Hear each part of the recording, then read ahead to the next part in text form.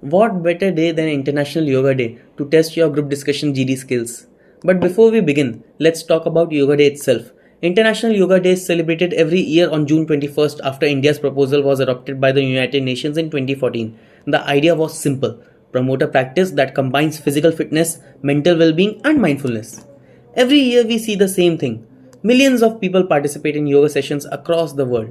Governments organize large public events, companies conduct wellness programs, and social media gets flooded with creators posting their yoga routines and fitness journeys. Now, here's an interesting question. Beyond the celebrations, social media posts, have you ever thought the bigger role yoga can play in the society? Because if you look closely, yoga can appear as an answer to several completely different GD topics. Let me ask you 5 different questions. Should mental health be taught in schools? Can preventive healthcare reduce India's healthcare burden? Is productivity more important than well-being in modern workplace?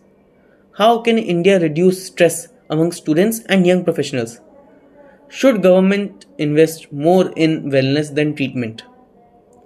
Now, at first glance, these topics may seem like 5 different GD topics, but all of them can lead to one discussion common point, that is yoga.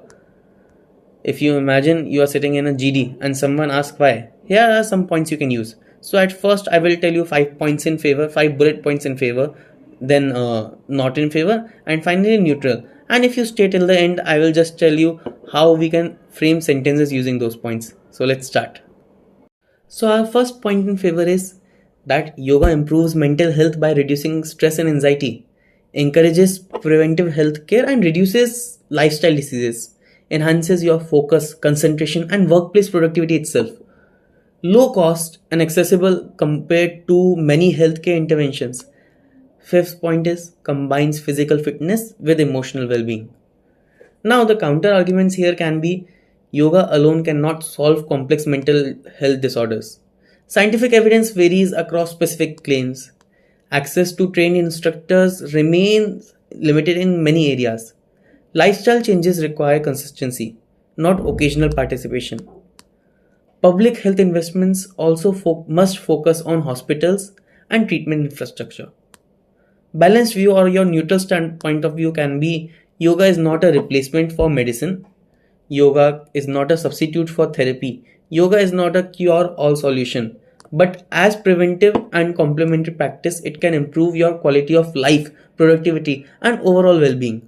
The real debate isn't yoga versus medicine. It's how both can work together. And this is what makes it a great GD topic. Okay, so let's move on to explaining how these topics or these bullet points can be turned into great sentence. Like for the points in favor, we can move forward with the ways like yoga can play a significant role in improving mental health because regular practice has shown to reduce stress, anxiety, and emotional burnout among students and working professionals.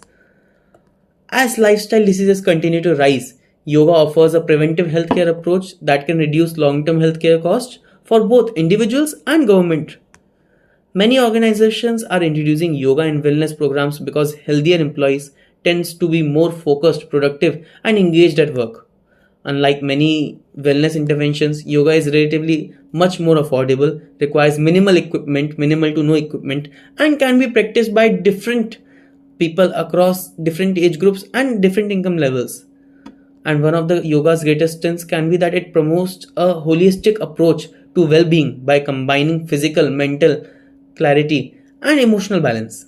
Now the counter-argument sentences can be framed like this.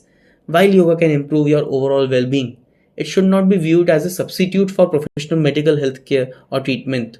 In serious cases, some claims associated with yoga are often exaggerated, and not every benefit promoted by practitioners is backed by strong scientific evidence. The effectiveness of yoga depends heavily on consistency, and many people struggle to maintain a regular practice over time. Governments must balance investments in preventive wellness initiatives with the equally important need for hospitals, medicines, and healthcare investment. Now, the balanced view sentences can go like yoga should be viewed as a complementary practice that supports both physical and mental well-being rather than just a replacement for modern medicine. The most effective healthcare system combine preventive measures such as yoga with strong medical infrastructure capable of treating serious illnesses.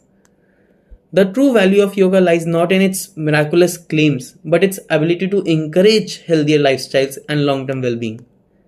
Therefore, while yoga may not be a complete solution to modern health challenges, it can certainly become an important part of the solution when combined with scientific healthcare systems. The discussion should move beyond whether yoga works and focus on how it can be integrated effectively into schools, workplaces, and public healthcare systems. Now, here's my question for you guys.